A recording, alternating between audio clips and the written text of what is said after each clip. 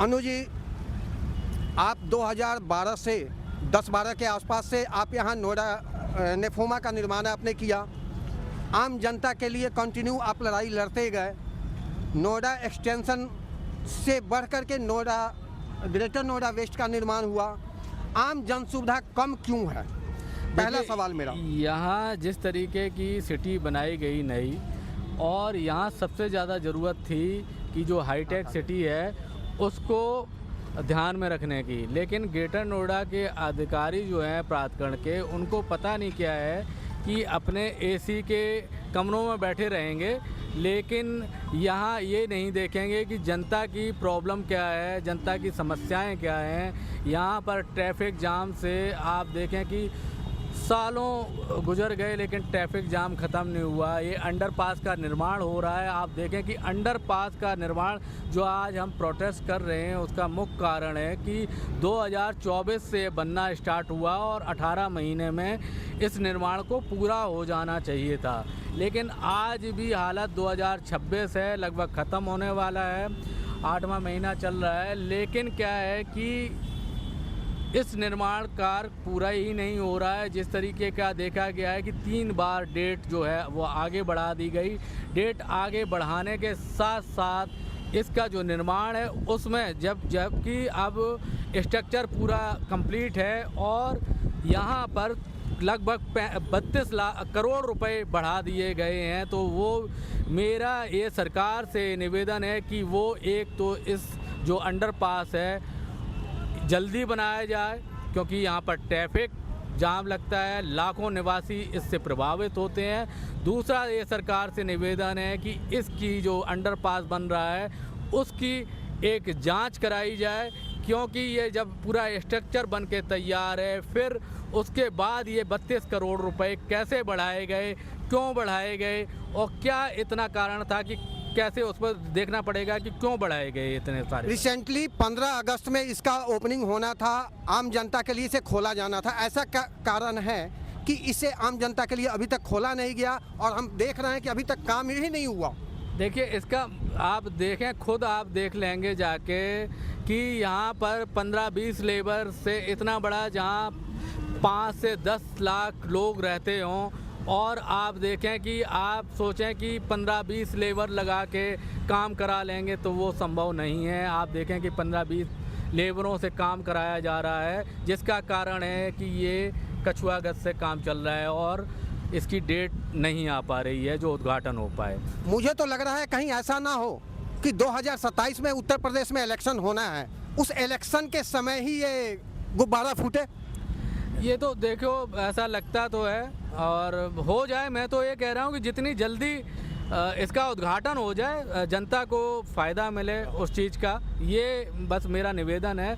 चाहे वह इसका श्रेय कोई भी ले, चाहे स्थानीय नेता लें, विधायक जी लें, सांसद जी लें, श्रेय कोई भी ले, लेकिन मेरा मतलब सिर्फ ये है कि बस इसका जल्द से जल्द उद्घाटन होना चाहिए, जिससे जो प्रभावित लाखों लोग हैं ग्रेटर नोएडा वेस्ट के, वो इससे फ़ायदा उनको मिल सके। दूसरा सवाल, आपके पीछे यहाँ से टिगरी विजयनगर तक का रास्ता जाता है।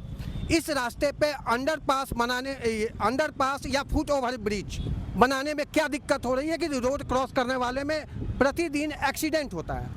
बहुत बड़ी समस्या है और जिसका हम बार बार निरंतर अधिकारियों से चिट्ठी भी दिए हैं, और क्योंकि गौर सिटी 1 और 2 में बहुत सारी जो घरेलू सहायिकाएँ हैं वो कॉलोनियों से आती हैं, लेकिन इस ओर ध्यान नहीं दिया गया कि या तो सबवे बनाते या ऊपर फुटओवर ब्रिज बनाते। फुटओवर ब्रिज बनाने के लिए हम लगभग यानी आप सोचें कि 7-8 साल से बिल्कुल बोले हैं अधिकारियों को, लेकिन उसके बावजूद हाई टेंशन की लाइन आ गई। अब हाई टेंशन की लाइन आ गई तो अभी हमने कहा कि इस लाइन आ गई है तो आप सबवे बना दीजिए। तो अधिकारियों द्वारा बोला गया कि वो लाइन हटाई जाएगी, क्योंकि ये उसमें आ रही है, उस पर फुटओवर ब्रिज ही बनाया जाएगा। तो जब ये हटाई जाएगी उसका पैसा कौन देगा, क्योंकि ये तो पहले से पता था कि हाई टेंशन लाइन आएगी, तो फिर बनवाई क्यों गई, हाई टेंशन लाइन यहाँ लगवाई क्यों गई। ये बहुत बड़ा सवाल है क्या ये हाई टेंशन नहीं, ये हाई टेंशन जो आप पिलर की बात कर रहे हैं, जो खंभा बना है, पहले लगवाओ फिर हटवाओ फिर टेंडर होगा, तो यही सब चल रहा है। इसके पीछे जांच का विषय है, जांच कराएं अधिकारी और गवर्नमेंट जांच करवाए, तब वो देख पाएंगे। ये हाई टेंशन जो आप पिलर की बात कर रहे हैं, जो बड़ी सी खंभे कड़ी है, ये इसे लगाने में जो खर्च आया था और जिस समय बना था वो भी आपके परिश्रम से ही इसे बनाया गया था, तो क्या इस पर उस समय विचार नहीं किया गया कि यहाँ मेट्रो भी आएगी और सुविधा भी होगी? यही तो समस्या है कि जबकि हम बार बार जगाते रहे हैं प्रशासन को, लेकिन वो ये चीज़ देखे नहीं है। और उसी का जो पैसा है, क्या है, पैसा तो जनता का पैसा है। अब जनता का पैसा ये लोग वेस्ट कर रहे हैं। आप देख रहे हैं कि किस तरह से आम जन मानस की असुविधा हो रही है। अभी और भी हमारे नेफोमा सदस्य हैं, उनसे भी हम बात करेंगे। हाँ जी सर। कृष्णा जी बताएं। कृष्णा जी। जी सर बताइए। कृष्णा जी, यहाँ जो जाम की व्यवस्था हो रही है, रोज बढ़ती जा रही है, समाधान नहीं निकल रहा, क्या कहेंगे उसका? जी सर, जो यहाँ पर अधिकारी हैं उनके पास कोई दूरदृष्टि नहीं है। वो केबिन में बैठकर निर्णय लेते हैं और बिल्कुल ऐसे निर्णय लेते हैं, उनको इस बात की बिल्कुल परवाह नहीं है यहाँ कि 7 लाख लोग इससे प्रभावित होते हैं। ये टाइम बॉन्ड काम होना चाहिए, उनको इस बात की न चिंता है, ना उनके पास इस बात की रणनीति है कि यहाँ पर कोई काम होना है तो किस गति से उसको होना चाहिए, कितनी उसकी लेबर की कैलकुलेशन होनी चाहिए, कितनी मशीनरी यहाँ पर लगाई जानी चाहिए।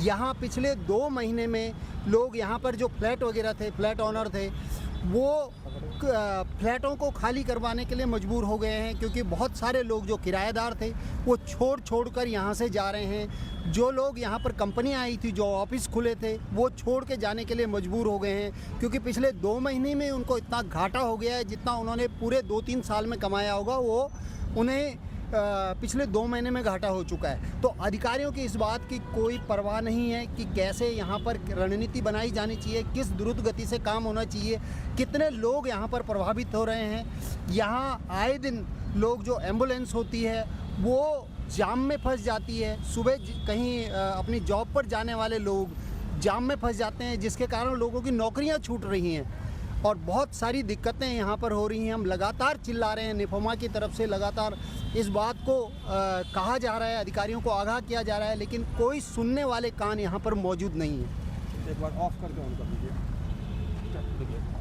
चलिए कर दीजिए, ऑफ कर दीजिए। ऑफ करके ऑन कीजिएगा।